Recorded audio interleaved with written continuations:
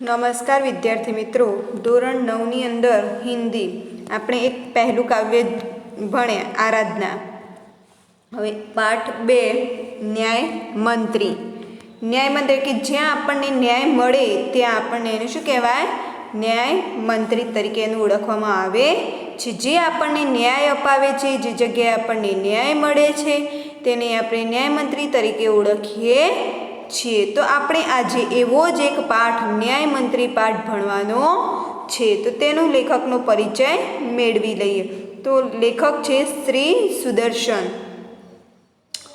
जन्म सन 1896 और निधन सन 1968. सुदर्शन जी का मूल वास्तविक नाम बद्रीनाथ शर्मा था. સુદર્શનનું મૂળ નામ શું હતું? એટલે કે એમનું પૂરાનું નામ બદ્રીનાથ હતું. आपका जन्म 1896 पंजाब राज्य के सियालकोट नामक स्थान में हुआ था. बचपन से ही आपने कहानियाँ लिखना प्रारंभ किया. કે નાનપણથી જ સુદર્શનને કહાની લખવાની શરૂઆત કરી હતી. पुष्पलता, सुप्रभात, परिवर्तन, पनघट, नगीना आदि आपके सुप्रसिद्ध कहानी संग्रह है. विद्यार्थी मित्रों, તમે પણ આ જે હું બોલી કહાનીઓ એ સુપ્રસિદ્ધ કહાનીઓ નીચેની અંડરલાઇન તમારે કરવાની રહેશે. आपका एकमात्र उपन्यास है भागवंती. એમનું એક ઉપન્યાસ કયું છે? એક જ ઉપન્યાસ એમની સુદર્શને લખ્યું છે. કયું? भागवंती. इस कहानी में सम्राट अशोक सर्वश्रेष्ठ न्याय मंत्री की खोज में था. આ કહાનીની અંદર આપણને એક સમ્રાટ અશોક પોતે સાચો અને સર્વશ્રેષ્ઠ બધી રીતે ગુણકારી હોય એવા ન્યાય મંત્રીની શોધમાં હતો. शिशुपाल से मुलाकात होने पर उसकी योग्यता देखकर उसे न्याय मंत्री बनाया. कैसे? शिशुपाल से मुलाकात करी અને આ सम्राट अशोके उसकी योग्यता देखकर उसे न्यायालयનું સર્વગુણ સંપન્ન દેખીને એનો ન્યાય મંત્રી બનાવવામાં આવ્યો. ન્યાય ન રાજા દેખતા હૈ ન રંગ. ન્યાય ક્યારે રાજા નથી દેખતો અને ક્યારેક રંગ પણ જોઈ શકતો નથી. न्यायतंत्र पर विश्वास दिलाने के लिए यह प्रयास किया है कि न्यायतंत्र पर વિશ્વાસ આપવાનું કામ આ એક શિશુપાલને કરેલું છે અને એને પ્રયાસ કર્યો છે. नई पीढ़ी के लिए इस प्रेरक कहानी द्वारा न्यायतंत्र की जिम्मेदारी का भी महत्व समझाया गया है कि नवी पेढ़ी જે આવનારી પેઢી છે એ આવનારી પેઢીના પ્રેરણાદાયક એટલે કે ઉદાહરણ દ્વારા એમનું ન્યાયતંત્રની જિમ્મેદારી સોંપવામાં અને મહત્વપૂર્ણ રીતે સમજાવવામાં આવ્યું છે. તો વિદ્યાર્થી મિત્રો, આપણે પાઠ જોઈ અને તેની સમજૂતી મેળવશે. સંધ્યા કા સમય થાય. સંધ્યા એટલે કે સાંજનો સમય હતો. ચારો ઓર અંધકાર ફેલ ચુકા. ચારેય દિશાઓની અંદર અંધારું ફેલાઈ ગયું હતું. ऐसे में किसी ने बाहर से घर का दरवाजा खटखटाया. ચારેય દિશામાં સંધ્યાકાળ થઈ ગયો તો ચારેય દિશામાં અંધારું દેખાતું હતું અને એટલામાં કોઈકને બહારથી બ્રાહ્મણના ઘરે બહારથી કોઈકે દરવાજો ખટખટાયો કે ખખડાયો. कौन है? ब्राह्मण अंदर थी बोले कौन है? ब्राह्मण शिशुपाल ने थोड़ा सा दरवाजा खोलते हुए पूछा. ब्राह्मण ने थोड़ो दरवाजो खोली અને પૂછ્યું કોણ છો એમ. એક પરદેશી બહાર સે આવાજ આવ્યો. બહાર જે દરવાજો જેને ખખડાયો હતો એ બહાર દરવાજે ખખડાવતી વખતે પેલા બ્રાહ્મણ શિશુપાલને પૂછ્યું હતું કે કોણ હે, કે કોણ છે બહાર એમ. ત્યારે બહારથી અવાજ આવ્યો કે એક પરદેશી એટલે કે એક બહારનો વ્યક્તિ તમારા ઘરે આવ્યો છે. બહાર સે આવાજ आई, क्या मुझे रात काटने के लिए स्थान मिल जाएगा? જે પેલો એક પરદેશી આવ્યો હતો એ પરદેશી બહારથી અવાજ આવે છે અને કહે છે શિશુપાલને क्या मुझे रात काटने के लिए स्थान मिल जाएगा? राતે અહીંયા રોકાવા માટે મને સ્થાન મળશે? આવું शिशुपाल ने पूछे छे परदेशी। जैसे ही शिशुपाल ने पूरा दरवाजा खोला, उनके सामने एक नवयुवक खड़ा था कि सब ब्राह्मण शिशुपाल હતો। એ शिशुपालને આખો ઘરનો દરવાજો ખોલીને જોયું તો એના સામે એક નવયુવક એટલે કે એક યુવાન છોકરો ઊભો હતો। उन्होंने मुस्कुराकर कहा, यह मेरा सौभाग्य है। शिशुपाल ने हसीने કહ્યું, આ મારું સૌભાગ્ય છે કે મારા ઘરે અતિથિ મહેમાન આવ્યા। સૌભાગ્યનો અર્થ શું થાય? શબ્દાર્થ ખુશનસીબી। શું થાય? ખુશનસીબ છું હું કે મારા ઘરે કોઈ અતિથિ મહેમાન આવ્યું। અતિથિ કે ચરણો से यह घर पवित्र हो जाएगा। એટલે બ્રાહ્મણ શિશુપાલ કહે છે પેલા પરદેશીનો કે અતિથિ એટલે કે મહેમાન આવવાથી મારા ઘર પવિત્ર બની જાય છે। આઈએ પધારીએ। शिशुपाल कहे छे आओ अने पधारो मारा घरे। अतिथि को लेकर शिशुपाल घर में गए और उनका आदर सत्कार किया। अतिथि એટલે કે પેલો જે પરદેશી બહાર આવે તો એ અતિથિને લઈને શિશુપાલ પોતાની ઘરની અંદર જઈને એની આગતા સ્વાગતા કરે છે એટલે કે એનું પાણી અને ચા નાસ્તોને કરાવે છે। फिर दोनों उस समय की देश की अवस्था पर बातें करने लगे। शिशुपाल અને પેલો જે પરદેશી આવે તો બહારથી એ બંને જણા એ સમયે देश की अवस्था એટલે શું થાય? દશા અથવા હાલત કે દેશની હાલત કેવી છે એના વિશેની ચર્ચા કરવા लाग्या હતા। शिशुपाल ने कहा, आजकल बड़ा अन्याय हो रहा है। शिशुपाल પેલો બ્રાહ્મણ હતો એ પેલા પરદેશીને કહે છે કે આજકાલ કે બડા કે બહુ બધું અન્યાય ચાલી રહ્યો છે કે આજકાલ દેશની અંદર બહુ બધો અન્યાય ચાલી રહ્યો છે। परंतु परदेशी इस बात से सहमत न था। जे पेलो परदेशी आवे तो शिशुपालना घरे ए परदेशी आ ब्राह्मणनी शिशुपालनी वातथी सहमत એટલે કે એ માનવા તૈયાર હતો નહીં। सहमत એટલે રાજી અથવા સંમત કે સંમત હતો નહીં। वह बोला, दोष निकालना तो सुगम है।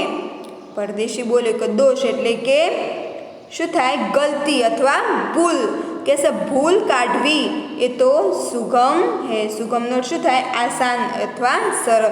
ભૂલ કાઢવી એ તો બહુ સરળ વાત છે। પરંતુ कुछ करके दिखाना कठिन है। એટલે પરદેશી પેલા બ્રાહ્મણને કહે છે શિશુપાલને કે ભૂલ કાઢવી એ તો સરળ કામ છે પણ કંઈક કરી બતાવવું એ બહુ જ કઠિન કામ છે।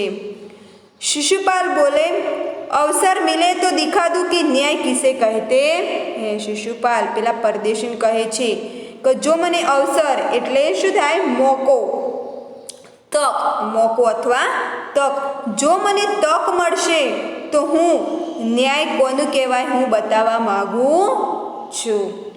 पेलो परदेशी कहे, तो आप अवसर चाहते हैं? એટલે પેલો પરદેશી શિશુપાલને કહે છે કે તું અવસર એટલે કે તું તક લેવા માગે છે? शिशुपाल कहे छे, हाँ अवसर चाहता हूँ। शिशुपाल कहे छे, हाँ मने जो एक तक मळशे लेवानी हूँ चाहूँ छूं। तक मळे तो हूँ ए तक लेवा चाहूँ छूं। फिर कोई अन्याय नहीं होगा। शिशुपाल कहे छे कि जो मने तक मळी जशे तो हूँ अन्याय कोईना उपर थवा दईश नहीं। प्रश्न करे छे, जो मने अन्याय नहीं होगा एवुं कहेशे कि हूँ अन्याय कोईना उपर थवा दईश नहीं। शिशुपाल कहे छे, बिल्कुल नहीं। एटले पेलो ब्राह्मण कहे, अरे परदेशी कहे छे कि बिल्कुल नहीं थवा दे। एटले पेलो शुं कहे छे? बिल्कुल पण हूँ कहेशे अन्याय थवा दईश नहीं। कोई अपराधी दंड से न बचेगा। शिशुपाल कहे छे कि कोई पण अपराधी कहेशे जेने गुनो कर्यो होय ए व्यक्ति कहेशे दंड से न बचेगा। दंड एटले शुं थाय? सजाथी कोई बचशे नहीं। जेने गुनो कर्यो छे अपराधी એટલે કે જેને ગુનો કર્યો છે એને હું સજા આપીને रहीश અને સજાથી કોઈ બચીને રહેશે नहीं। परदेशी ने मुस्कुराकर कहा, यह बहुत कठिन काम है। परदेशी ने पेला शिशुपाल ने કહ્યું કે તું જે આ વાત કરે છે એ કામ કરવું બહુ જ કઠિન એટલે કે બહુ જ કાઠું કામ છે। ब्राह्मण के लिए कुछ भी कठिन नहीं है। પેલો શિશુપાલ શું કહે છે કે બ્રાહ્મણના માટે કોઈ કામ કરવું એ કઠિન છે નહીં। मैं न्याय का डंका बजाकर दिखाऊंगा। ब्राह्मण पेला परदेशी कहे छे कि ब्राह्मण ने कोई ज काम कठिन लागतुं नथी अने ब्राह्मण ने कोई काम कठिन करी शके एवुं बनतुं पण नथी, पण कहेशे हूँ न्याय का डंका बजाकर दिखाऊंगा। कहेशे हूँ न्यायनो डंको एटले न्यायनो न्याय अपावीने ज रहीश। डंका एटले ढोल बजावीने रहीश। परदेशी धीरे से मुस्कुराए पर कुछ न बोले। फिर कुछ देर बाद वे सो गए। परदेशी धीरे से के धीमे रहीने हस्यो अने पछी कंई ज बोल्या वगर ए पाछो सूई गयो। सुबह उठकर परदेशी ने शिशुपाल को धन्यवाद देकर उनसे विदा ली। शिशुपालनो धन्यवाद मान्यो अने पेलो परदेशी त्यांथी निकળી गयो। सवारे उठ्यो परदेशी अने उठीने शिशुपालनो धन्यवाद मान्यो। केम धन्यवाद मान्यो तो कि शिशुपाले एने रात रोकावा माटे स्थान आप्युं हतुं एटला माटे परदेशी शिशुपालनो धन्यवाद मानीने त्यांथी विदा लईने एटले के आवजो जजो करीने निकળી જાય છે। कुछ दिनों बाद शिशुपाल के घर कुछ सिपाही आए और उन्हें दरबार में चलने के लिए कहा। कुछ दिनों बाद के थोड़ा समय पछी थोड़ा दिवसों पछी शिशुपालना घरे कुछ सिपाही के थोड़ा घणा सिपाहीओ आव्या हता। उन्हें दरबार में चलने के लिए शिशुपाल ने दरबारनी अंदर लई जवा माटे सिपाहीओ आव्या हता। शिशुपाल सहम गए। शिशुपाल सहम गए कि चौंकी गयो। शिशुपाल चौंकी गयो कि मारा घरे आटला बधा सिपाहीओ के मैं पेल परदेशी ने न्यायनी बात करी छे तो एना माटे एने कहेशे मारा माटे विरोध तो नहीं करे होय ए बात समझीने कहेशे चौंकी गयो। वे समझ नहीं सके कि सम्राट ने उन्हें क्यों बुलाया है। शिशुपाल समझी न शक्यो कि मने सम्राट ने एना दरबारनी अंदर केम बोलाव्यो छे। कहीं उस परदेशी ने तो सम्राट से झूठी सच्ची शिकायत तो नहीं कर दी। एटलू शिशुपालनु शक जाय छे पेला परदेशी उपर का परदेशी ने सम्राट ने जईने साची अने झूठी वातोनी फरियाद तो के मारी एनी जोड़े मारी फरियाद तो नहीं करी होय केम। दरबार में पहुंचकर शिशुपाल का कलेजा धड़कने लगा। दरबार में शिशुपाल पहुंची गयो अने त्यां जईने कलेजू एटले के हृदय एनु धड़कवानुं शरू थई गयुं हतुं। जब उन्होंने देखा कि परदेशी ही सम्राट अशोक है त्यां दरबारनी अंदर गयो त्यारे शिशुपालनुं कलेजू एटले के हृदय एनु धड़कवानुं शरू थई गयुं हतुं। पण ज्यारे पेला परदेशीने जोयो त्यारे एने खबर पड़ी कि आ परदेशी ए ज सम्राट अशोक छे। सम्राट बोले, ब्राह्मण देवता मैं आपको न्याय का अवसर देना चाहता हूँ। सम्राट जे पेलो परदेशी हतो ए ज सम्राट हतो। तो सम्राट पेला शिशुपाल ब्राह्मण ने कहे छे कि ब्राह्मण देवता कैसे ब्राह्मण देवता हूँ तमने न्याय का अवसर देना चाहिए हूँ तने न्यायनो अवसर आपवा मागू छू। अवसर एटले के तक आपवा मागू छू। आप तैयार है? शिशुपालनो पूछे छे कि हूँ सम्राट अशोक कि हूँ तने न्यायनो तक आपवा मागू छू तू तैयार छे? प्रश्न करे छे सम्राट शिशुपाल ने। पहले तो शिशुपाल घबराए फिर बोले यदि सम्राट की यही इच्छा है तो मैं तैयार हूँ। पहला तो शिशुपाल घबराई गयो कि हूँ शू जवाब आपू। पछी धीरेथी सम्राटना सामे शिशुपाल बोल्यो कि तमारी जो इच्छा छे सम्राटनी तो हूँ तैयार छूँ। बहुत ठीक, कल से आप न्याय मंत्री हुए। सम्राट अशोके शिशुपालने કહ્યું કે ઠીક, બહુ ઠીક એટલે કે બહુ સરસ કે કાલથી હું તને ન્યાય મંત્રી બનાવી દઈશ। सम्राट ने कहा और अपने हाथ से अंगूठी उतार कर शिशुपाल को पहना दी। सम्राट ने કહ્યું ને શિશુપાલને કહું હું તને કાલે ન્યાય મંત્રી બનાવી દઈશ અને પછી સમ્રાટે એના હાથની અંગૂઠી એટલે કે વીંટી ઉતારીને શિશુપાલને હાથે પહેરાવી આંગળીએ પહેરાવી દીધી। यह सम्राट अशोक की राजमुद्रा थी કે આ सम्राट अशोकની રાજમુદ્રાનો અર્થ શું થાય? શાસન કી નિશાની એટલે કે અંગૂઠી પહેરાવી એ સમ્રાટ અશોકની નિશાની ગણાતી હતી। अब शिशुपाल न्याय मंत्री थे કે હવે અંગૂઠી પહેરાવી દીધી સમ્રાટ અશોકે અને રાજમુદ્રા એટલે કે શાસન કી નિશાની, શાસન જે કરવાનું હતું शिशुपालने अंगूठी पहरावीने एनो न्याय मंत्री बनावी दीधो हतो। उन्होंने राज्य की समुचित व्यवस्था करना आरंभ कर दिया। शिशुपाल ने राज्यनी अंदर समुचित એટલે કે अच्छी तरह કે સારી રીતે, समुचितનો અર્થ શું થાય? अच्छी तरह એટલે કે સારી રીતે शिशुपालने व्यवस्थाનો प्रारंभ कर दीधो हतो।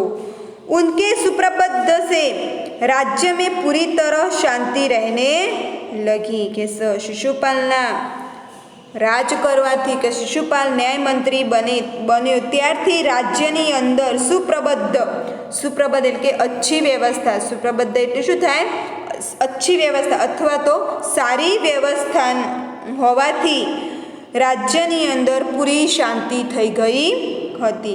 किसी को किसी प्रकार का भय नहीं था। राज्यनी अंदर जे लोको रहता हता एमने कोईनाथी कोईने डर लागतो हतो नहीं।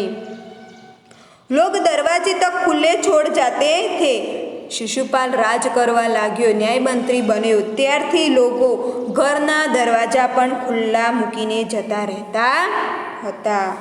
चारों तरफ न्याय मंत्री के सुप्रबुद्ध और न्याय की धूम मच गई કે ચારો તરફ કે ચારેય દિશાઓની અંદર શિશુપાલ ન્યાય મંત્રીનો સુપ્રબુદ્ધ કે अच्छी तरहની વ્યવસ્થા, अच्छी વ્યવસ્થા કે સારી વ્યવસ્થાનો ન્યાય ગુમ મચ ગઈ કે અવાજ ઉઠી રહ્યો હતો। ચારેય દિશાઓની અંદર શિશુપાલ ન્યાય મંત્રીની સારી પ્રબુદ્ધતા એટલે કે સારી વ્યવસ્થાને લીધે ચારેય દિશાઓની અંદર ન્યાયનો ડંકો વાગી રહ્યો હતો। ધૂમ મચ ગઈ એટલે કે ડંકો વાગી રહ્યો હતો। તો વિદ્યાર્થી મિત્રો, આજે આટલો મેં પાઠ ચલાવ્યો એના વિશેનું તમારે પુનરાવર્તન કરવાનું રહેશે। આગળનો પાઠ આવતા પિરિયડની અંદર જોઈશું।